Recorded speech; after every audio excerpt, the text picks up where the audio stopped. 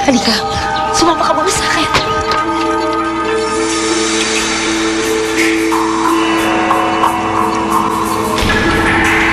Gusto ko interviewin niyo yung mga tao doon tungkol sa paniniwala nila sa babaeng alakdan.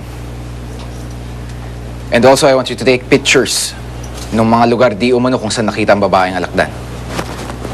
Or better yet, why don't we put surveillance around the place?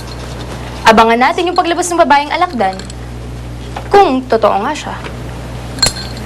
Actually, that's a pretty good idea. At anong ginagawa mo dito? Hindi ba dapat nasa stockroom ka? Billy, let's face it. Hindi naman talaga pang stockroom yung utak ko eh. Kailangan niyo rin ako dito. Hindi naman kita linagay sa stockroom dahil sa utak mo,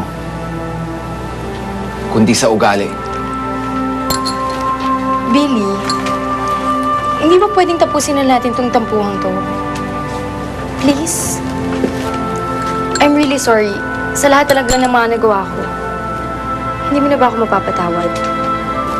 Hanggang hindi ako napapatawad ni Adana, hindi kita mapapatawad.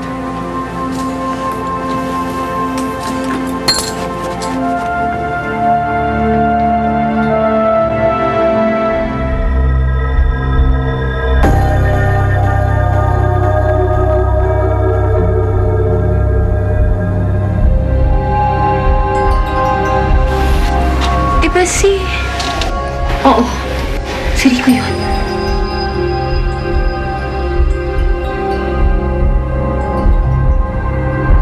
Halimaw yung batang yan! Halimaw!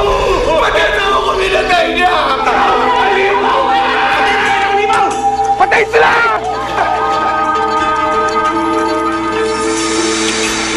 Sigurado ako na ikaw ang pakay na kaya siya nandito.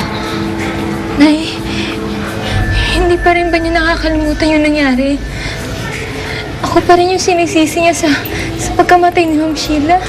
Kaya mag-iingat tayo. Lalo ka na, mag-ingat ka, ha?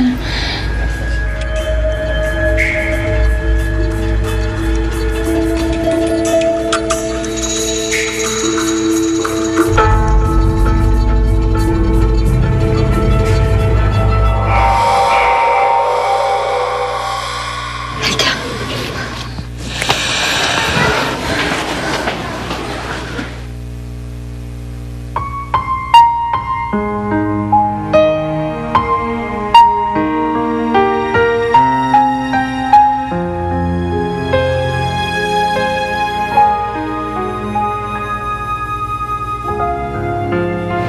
Masaya ako at bumalik ka na sa kumpanya. Makikita na kita araw-araw. Alam mo bang sobrang na-miss kita nung nawala ka. Ako, na-miss mo ba? Pagsisinungaling naman ako kung sasabihin kong hindi. Kahit nakakahiya. Alam mo, Adana,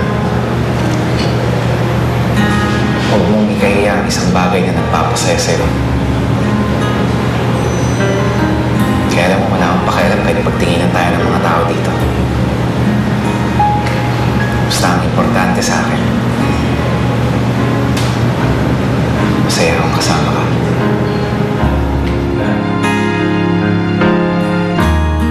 Sa pangarap ko ay kapiling mo at wala nang iba kundi ako. Alam ko naman na ito'y panaginip, di man totoo. Sa puso ko ay Kailan mo kaya mapapatawad, Adana?